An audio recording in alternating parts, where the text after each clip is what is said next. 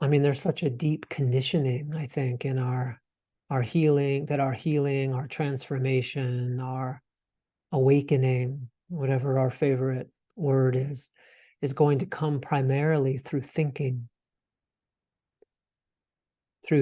differently, through understanding, even through some new belief system or some conceptual analysis, through some theoretical learning process, some new metaphysical belief system to grab onto,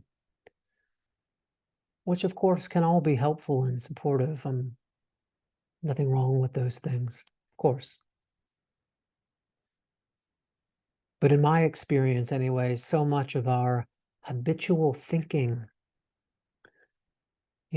arises from what we might call an imbalance or a depletion in this more subtle experience in the feeling body, in the subtle body. For you yogis out there, we're talking about the movement and the relationship between prana, nadi, and bindu. Or in Tibetan, it would be the lung, the tsa, the tikle. If you aren't familiar with those terms, please don't worry, it's really not important. But I know there are some yogis out there. The basic idea being that there's feeling in the body, there's unlived feeling, frozen, crystallized, hidden, buried, pushed down into the unconscious, into the somatic unconscious, held in those subcortical and bodily circuitries, held in the nervous system. That gives rise to our more obvious and sort of full-blown emotional and mental activity.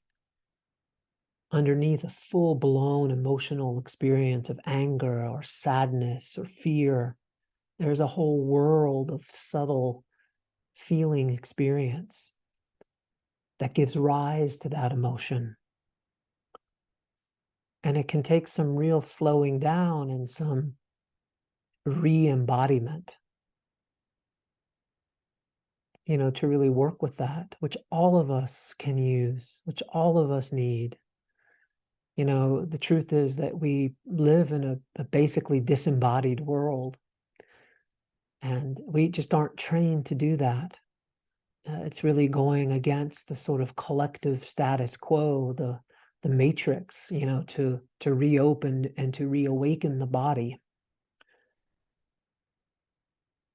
And of course, this is even more so the case, isn't it, when it comes to the healing of trauma and any sort of deep relational wounding. That wounding around love that goes to the very core of our sense of self, of who and what we are, and whether it's safe or not to actually be here, whether it's safe to be in my body, or would it be to my detriment to be disembodied, to be disassociated, to split off from the feeling world, not because there's something inherently wrong or bad about me, not as some sort of expression of neurosis or pathology, but as a necessary way to protect myself, which was the reality for so many of us of a little 12-month, 18-month, 24-month, 36-month little nervous system. It wasn't possible to stay fully embodied in the presence of terror, of pain, of trauma. And of course, the earlier in our lives that rupture, those ruptures occurred within the relational field, prior to the acquisition of language, the deeper and the more difficult or the more challenging it's going to be to re-embody, because those grooves have been deepened for so long, for many years, many decades for most of us. And so many of us, whether due to unresolved trauma or unmetabolized, unlived, emotional and somatic experience of any kind for any reason, there's a way that our nervous systems have become tuned or toned to detect cues of danger, to detect those cues that it isn't safe. It's not safe to be here. It's not safe to be in this body. It's not safe to be who and what I am. And again, this can be really subtle. This isn't something that we're thinking. It's not safe right now. I better disembody. And this is not a conceptual process. This is occurring not by way of ordinary perception, but what Steve Porges, the founder of polyvagal theory, for some of you who are familiar with that, again, not important that you are, but that he describes, or he's coined the term neuroception, which is a type of perception that's happening in a split microsecond underneath all of our conscious processing. And so from that perspective, the question is it safe? Am I in danger? Is there a threat? That's the perception of the nervous system from that level, what Porges calls neuroception. But this primordial sort of sense, this felt sense, deep in our neurobiology, that we're not safe, that it's not safe to be ourselves, it's not safe to fully show up here, it's not safe to allow another person to matter to us, and that we need to do whatever it takes to protect ourselves and our embodied vulnerability, our sensitivities, our eccentricities, as open, sensitive, relational mammals. Nothing to apologize for. No shame, no judgment, no apology. I mean, from the perspective of our early family of origin experience, there's likely a lot of truth to all that. We didn't just make it up because there's something wrong with us or something defective about us, or we're just unintelligent or unspiritual or neurotic, or we failed. I mean, it is a neurophysiological reality.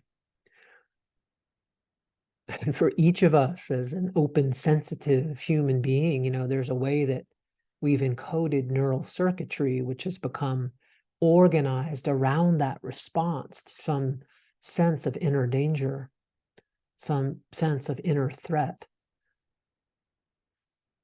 That if we aren't actively defending against life, defending against the arising of these feelings, sensations, images, thoughts, impulses, if we aren't defending against that, if we aren't on guard for that, that we're going to be overwhelmed.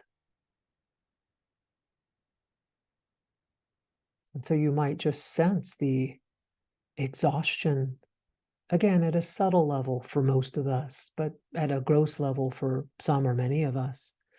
Just the kind of exhaustion that can come within our being, within the psyche, within the body, within the nervous system of this many moments, billions of moments, many, many years and decades. And if we want to go back through the generations, many generations of needing to shut down, to push away, to defend against that.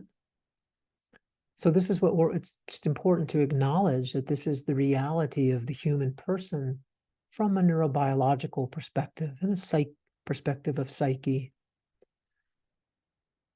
And so one of the most, again, just, the most important practices we can do is a way to begin to encode new circuitry, to write over that circuitry that we've inherited from across the generations, and it has become a biological imperative in our families of origin, as a way to remedy that toning or that tuning into retone or to retune, which is that larger process of reparenting the inner world.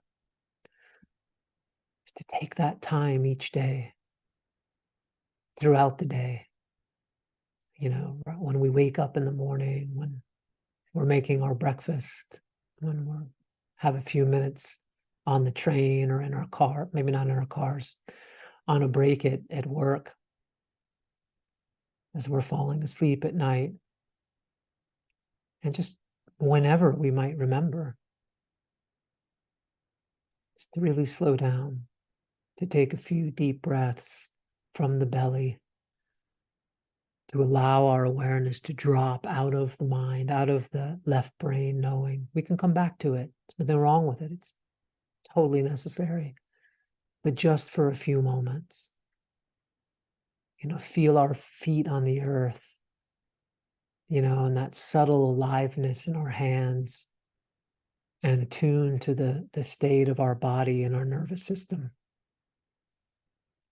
I wonder what it is that I'm experiencing right now in my body without any interpretation, as an experiment, and just to watch what happens, and just how quickly there will be that movement back into the mind, back into interpretation.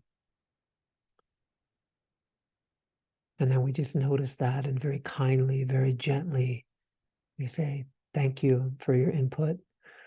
I promise I'll get back to you. But for now, I'm going to stay down. I'm going to direct my awareness, my energy downward toward ground, toward earth, into that anchoring, into that grounding within the physical and the subtle body. And I'm going to listen